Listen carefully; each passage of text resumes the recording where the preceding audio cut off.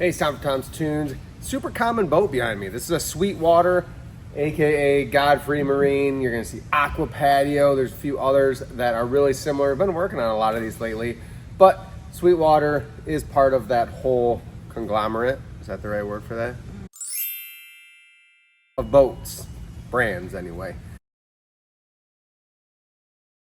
If you look, this boat's a 2008.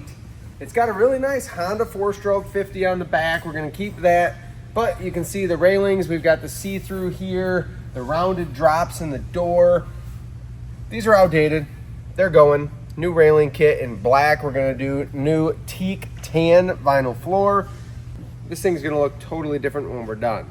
Let's take a little walk around and inside and look what we're starting with. If you ever wondered why these are here, it's so that you can't do this. When you fall off the boat or jump off the boat, hopefully not fall, but you can get caught in here. My finger's stuck right now. That could be really nasty. That's what these are for. That way my hand can't get pinched in between the drop and the door. Good thing, the new railings from Pontoon stuff, they go square and straight down, so we don't have to worry about that. One of the big changes on this boat is it is a full sun deck across right now. So this is all the way across, one big pad. We're going to a stern entry kit to modernize the layout and make swimming a lot easier. No more ladder in and out off the side of the boat.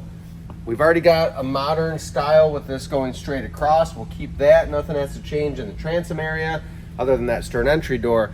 But one big thing, this is totally custom to this customer. They dock on the starboard side. So we're gonna eliminate the port side door on this boat, extend seating all the way down, and then we're gonna have a starboard entry door instead of the port side. A little different. See what you think about that. Let's hop in and take a look. Super common, this big heavyweight carpet. We got some moss growing in the corners. That's not a thing when you got vinyl on your boat because we can't trap moisture and we're not gonna grow that moss. That's super common too. Spiders. Oh! Moss along the seats. Again, that's a thing of the past with vinyl flooring. Let's hop in and look at the inside real quick just to show you what we're starting with and how much this boat's gonna change by the time we're done. Can I do this? We have the typical sunburnt seats. This is usually what happens. This used to have a full mooring cover and it gets tiresome putting it on and off. So you leave it off and then you start getting the sunburnt, the little bit of crunchy, still usable seats, but they're starting to go. We've got tear in the seams. It's time for fresh seats. We've got the classic power wash my carpet, but all it really does in essence is move the dirt around and leave little lines where the power washer was.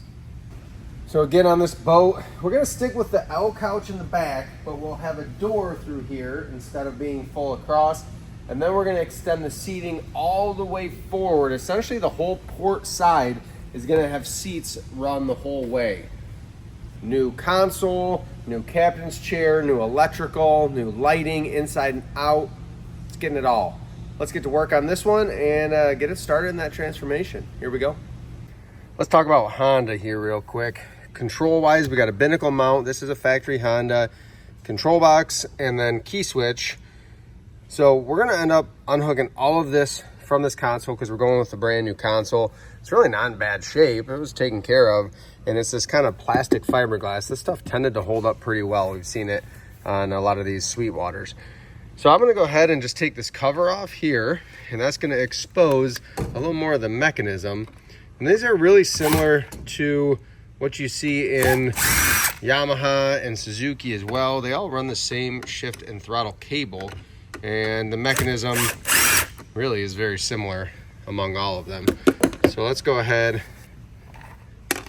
pull this cover off. Sometimes you gotta kind of pinch it. I'm gonna need both hands in order to get rid of, there's a couple little detents that hold on each side. So I'm gonna pinch it this way, and that's gonna help widen that middle section and pop off. So these little metal detents are in these holes of the cover. That made it really challenging to get off. But once you pop that off, now this becomes a tray to hold everything in place. This control does not have start and gear protection. So That protection is actually built into the motor at the shift cable. Every brand does it a little different. Now I've got this exposed. A lot of times you're just gonna have screws that are holding the actual brackets that are connected to the control box in place. So I'm gonna go ahead, back all those out, and then I can get at the mechanism on the inside to unhook my cables. Marty's out here disassembling everything on the outside of the boat. That's gonna free up and allow me to pull on the control box to pull it out. However, typically, and this is probably the same case, everything's probably tied up real tight under there. So I'm gonna go underneath and I'm gonna start cutting zip ties and make sure that I've got some freedom of my electrical and my shift throttle cables. That way all this is gonna be able to come out.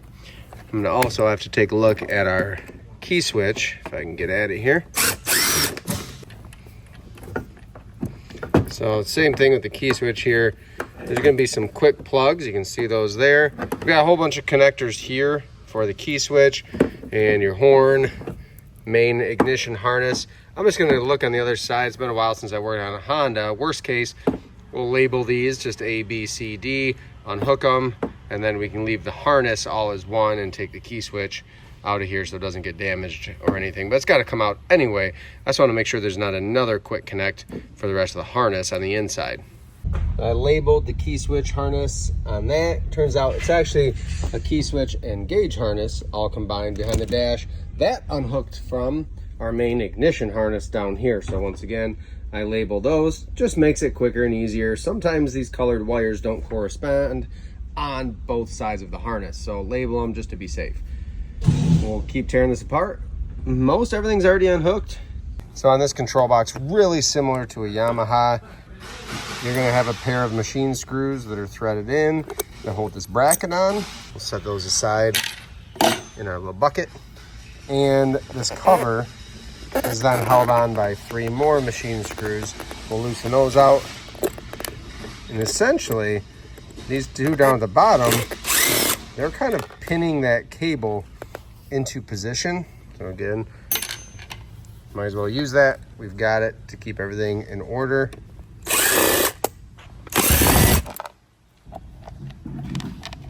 This panel is going to come right off. And now we've exposed these cables, which again, these are a 3300 style cable. I'm actually going to be replacing these altogether because they're cracked and broken at the motor. So just got a little C-clip here. We'll pop that off. This will lift right off. And that's it. So what we can do, if we want to make this easier, and maybe we're going to reuse your cables, the first one to move when I shift, so that's going to be this bottom one down here is my shift. So notice the other one didn't move, but that, as I move the shift lever, that's the first one to move. That's my shift, making this my throttle. Sometimes I'll just label T for throttle and S for shift down on the mechanism, or you can just test that again when you go to hook it back up. Which one moves first is your shift, the other is your throttle. I'm gonna go ahead, pop those clips off, take these off. I will save these cable ends though, because those are gonna be needed with the new shift throttle cables. They don't come with a cable end because each brand uses a unique end. With the boat torn down, we're ready to deck and vinyl it. But this is one of those boats, pretty common, that the sheets are not 102 inches. We have to rip them down to 100 inches.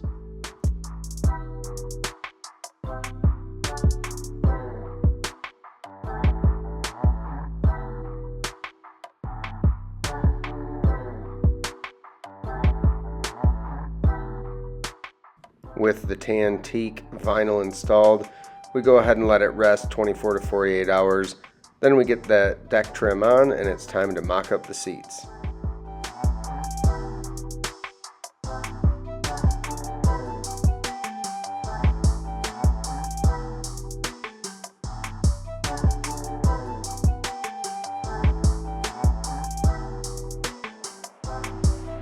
Moving on to the large helm from pontoonstuff.com, I take the top half and I stencil everything out, get it ready to cut. I use a Dremel tool with a multi-surface cutting bit.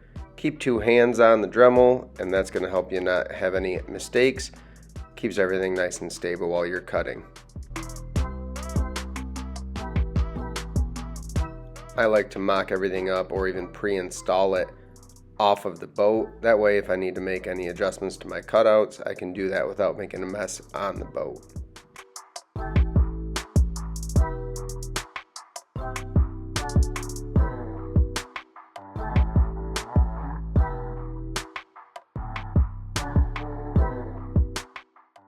Doing all of this off of the boat makes it much easier when it's time to install the top half onto the base of the helm.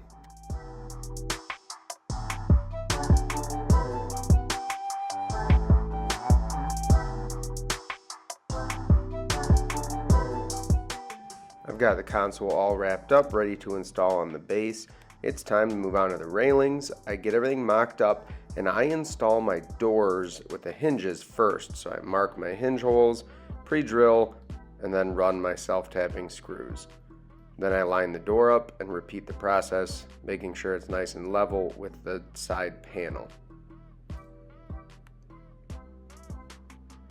Pre-drill my holes just to make the process easier. I always run my top screw first. I get my side door in and then I repeat the process for the stern entry door as well as the front door. With doors and hinges in, I can clamp fence risers between, giving me the proper gap for the door to close.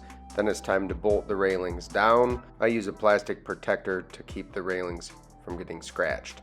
I use a pry bar to lift the railing and install my fence risers.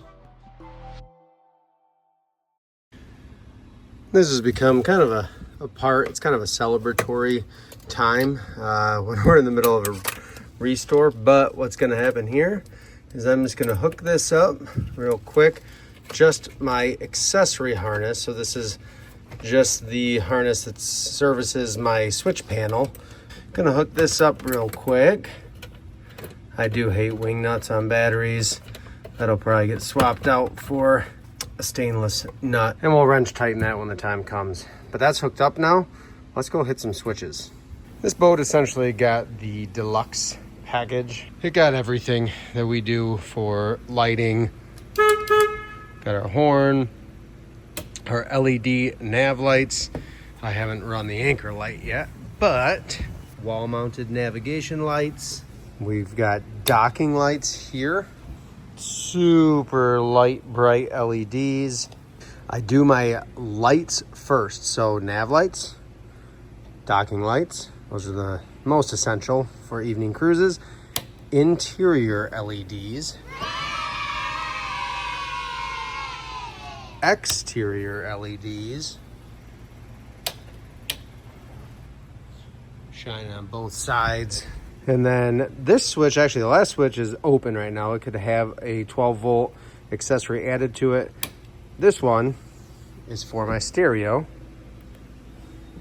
And I'm gonna test that out right now and see how it sounds.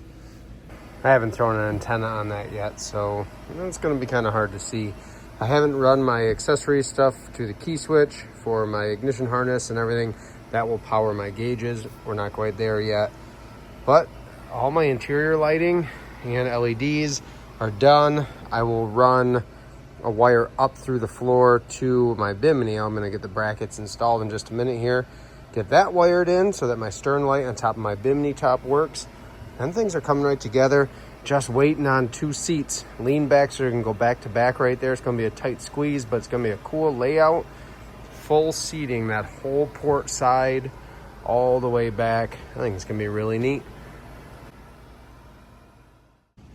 I did go ahead and install brand new shift throttle cables on this boat, and I added about a foot or 2 even in length because the old cables came out of this hole here and had no bend. They kind of just came up with a real tight loop and then in. So I like to add about 2 feet in front of the motor, especially when we've got room here. Now these are in a nice soft loop. When the motor turns either way, there's no stress on those cables. So that's the best way to do it for longevity's sake. And it's back here, it's covered, it's tidy. This is what happens when you've got too tight of bends and old cables. There's no fix for this. There's no squirting WD-40 or anything in there. That's the sheathing, the steel cables inside of there. it's eventually gonna rust tight, usually in the off season, and or break. So they got replaced. Not a bad thing on a 20-year-old boat. Now it's good to go. Hopefully another good long time. The other thing we swapped out was the fuel line going to the motor. That was all sun checked. It was time for a new one, and got our water fuel separator on there too. I'm moving on to getting our Bimini brackets installed here. And one of the tricks to these railings, my front corners and then panels coming back to here are the same on both sides. So that's not a big deal. But then I have a 24-inch door here, 20-inch panel here. The beauty is things don't have to line up perfect other than your front corners and making sure that you've got a little overlap, or at least enough to close here for this back door. But what that means is my panels and my brackets don't necessarily correspond on both sides. So what I will do is I'll measure back from the point that is the same on both sides. So 36 corner into a 55 panel. I'll measure from there back to this first bracket, get those in place on both sides, because this point here and this point here are the same. So we'll get those front brackets in, and then I've got a little cheat sheet for heavy duty Biminis, and I just look over here and we've got from the front support to the middle 38 and then 36 back. I keep that around. That's been here for 3-4 years now. I'm gonna get this in so we can get the frame up, the canvas on as soon as that comes in, and this boat is gonna be ready for seat covers, which Holly is finishing that boat right now. Custom snap-on. No, we cannot ship you these because they are literally cut and sewn for every single boat, one at a time. But something you could look into if you have a local upholstery shop, or if you're around Michigan, give us a call, we can get you a quote. And I should add, it's important to get these mocked up before you drill any holes, because you need to make sure that where your bolt's going through isn't going to be going into a point like this where you can't get a nut on it. That would be pretty devastating. So keep that in mind. Make sure that you're clear on the bottom side underneath here on all of those brackets. This looks great. Let's get it installed.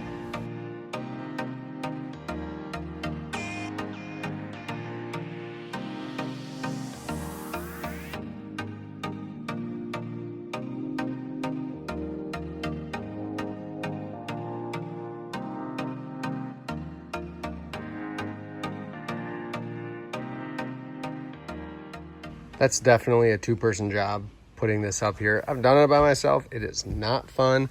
And as you can see, that boat and this boat, we do it with the Bimini off. It's just way lighter, way easier to work with. But that's in. It's in that back position. We will put a couple trailer struts on this back arm so that it can sit up. That way it will never want to rest on the cushion. If the Bimini was forward a little bit, we'd be good. But we had to push it back a little ways compared to some boats. Something we've talked about in the past, but never hurts to revisit this. Look at how corroded that is, that terminal. I'm gonna go with both actually, ground and positive, but the positive is usually worse out of the two. I'm gonna use a wire brush just on my impact here, and I'm gonna clean those off. If all you got sandpaper at home, use sandpaper. Do something to clean these up, because it's a huge issue if you're not getting full voltage to the motor because your battery cable terminal is restricting. So I'm gonna clean these up, hook them up here, and test the motor. Just make sure everything's going, and we'll give the motor just a bump. Not gonna start it. I never like to dry fire a motor. It's just not a good idea. I'm gonna get these hooked up, give that a test, and then I can tie up the rest of the helm, get the captain's chair in too. Got those looking shiny and new. Took about 30 seconds. Well worth it. Got that all wrench tightened. Even the wing nut, I'll probably end up replacing that, but I still use a wrench to get that as tight as possible, and then tighten the positive with that nut with a wrench as well. Tuck all this in. We'll put the lid on, so that way all the wires come up and in the side of the box where you don't really see it. I'm gonna go test this motor out. Everything is in on the helm. Our gauges all work. Gotta add some fuel to that, but the gauge moves. That tells me that things are reading, so I'm happy there. Could use a little charge on the battery too, I suppose. I've got all my Wires tied up under the helm. We got a little more tidying to do. Put that faceplate on. Everything's tied up under the boat. I gotta put my cap in here. I like to get my motor turned straight ahead and then press that Deckmate logo in there. Now when I'm steering straight, that's one way to indicate straight line. Deckmate in the right orientation. And that is how that turns out. So we can undo this if we need to. If you gotta remove the Bimini for storage or any other reason, keep it snapped if it's gonna stay on. Light works up there. Hot diggity dog, we are ready to roll. Captain's chair's even in. So that's where, you know, that little black conduit, it's really well hidden. It's not something you're gonna see or notice. Again, the cleanest way is to go through the rail. Not always an option.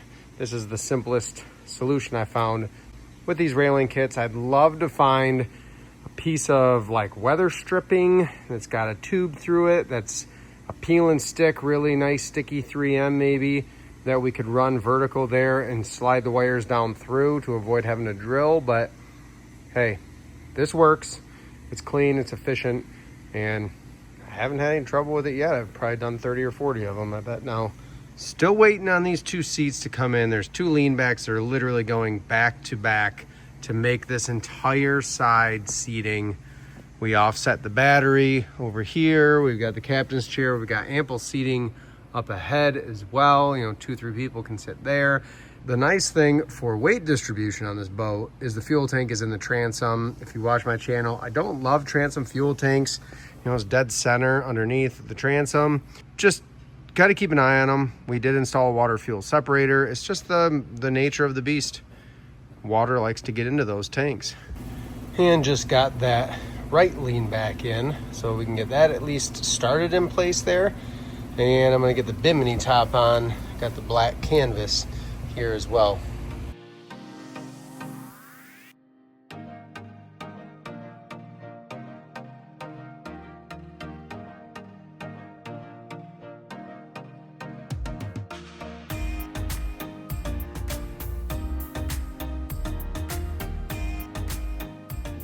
What's really cool about seat covers that are individual snap-on, these are custom to every boat that we do. So I always tell you, sorry, we can't ship them, make them and ship them to you. Got to have your boat here in town in Grand Rapids, Michigan to have our seamstress work on them for you. But here's why seat covers are such a great option, especially when you've got brand new vinyl floor that's going to wear a lot better than carpet over time and not fade out on you. If I want to take this boat out for a cruise, and it's just me and one other person, it's just me, I can leave all the seat covers on. I can go do some fishing other than the captain's chair and the helm. Then nothing gets my worm dirt or fish slime on it. The seats are all protected. It's a great, great investment to ensure the longevity of your seats. But check this out. This is a unique layout. A lot of times you'd have a gap here, but these go lean back to lean back. You'll see in a second. And I'm going to be able to just unzip this, and I can either peel off this front half, or I could peel back the back half. I don't even have to take it all the way off. If we're just going out for a quick cruise, it takes 30 seconds to open it up, and then I can sit down and I don't have to uncover and recover my whole boat. That's why they're so cool. Check this out.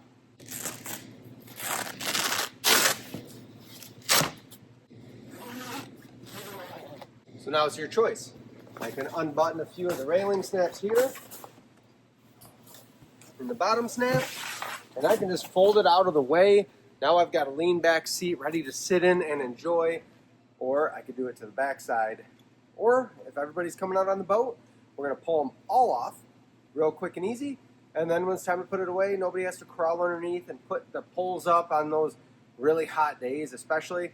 And that's why a lot of people end up not covering their boat because it's such a pain with the full mooring cover. There's a time and a place for those. But they leave that cover off, and then the seats get sun-baked, turns into weeks at a time with no cover instead of just overnight or a weekend. That's why I love these things. I'm going to finish uncovering this, and then we're going to show you the whole boat wrapped up.